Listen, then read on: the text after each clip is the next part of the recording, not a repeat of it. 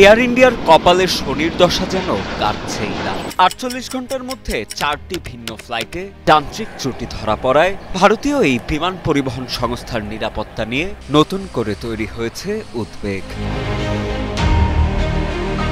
২১ থেকে ২৩ জুলাইয়ের মধ্যে পরপর ঘটে যাওয়া এই ঘটনাগুলো ভ্রমণকারীদের মনে আতঙ্ক সৃষ্টি করেছে বটে।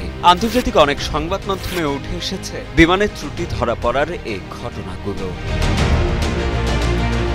গেল ২১ জুলাই যান্ত্রিক ত্রুটি ধরা পড়ে এয়ার ইন্ডিয়ার যাত্রীবাহী দুটি ফ্লাইটে। সেদিন সকালে কোচি থেকে মুম্বাই যাচ্ছিল এয়ার ইন্ডিয়ার ফ্লাইট AI2744। বিমানের গতিবিধি পর্যবেক্ষণকারী ওয়েবসাইট ফ্লাইট রাডার 24 এর তথ্য অনুযায়ী মুম্বাইয়ের ছত্রপতি শিবাজি মহারাজ আন্তর্জাতিক বিমানবন্দরে ভারী বৃষ্টির মধ্যে অবতরণের সময় বিমানটি রানওয়ে থেকে দূরে চলে যায়।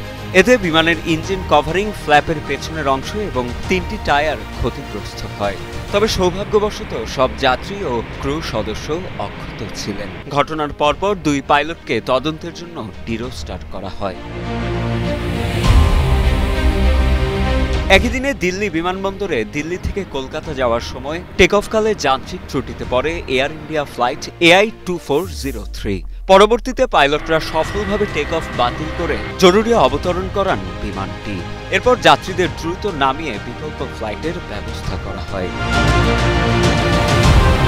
২২ জুলাই হংকং থেকে দিল্লিগামী Air India flight AI315 Delhi বিমানবন্দরে অবতরণের পর যান্ত্রিক ত্রুটির সম্মুখীন হয়। টার্মিনাল 3 এর গেটে পার্ক করার কিছুক্ষণ পরেই এর সহায়ক বিদ্যুৎ ইউনিটে আগুন ধরে যায়। যাত্রীরা নামার সময় ঘটনাটি ঘটলেও এপিইউ স্বয়ংক্রিয়ভাবে বন্ধ হয়ে যাওয়ায় কেউ আহত হননি। বোয়িং 787-8 ড্রিমলাইনার মডেলের এই বিমানটি বর্তমানে তদন্তাধীন রয়েছে।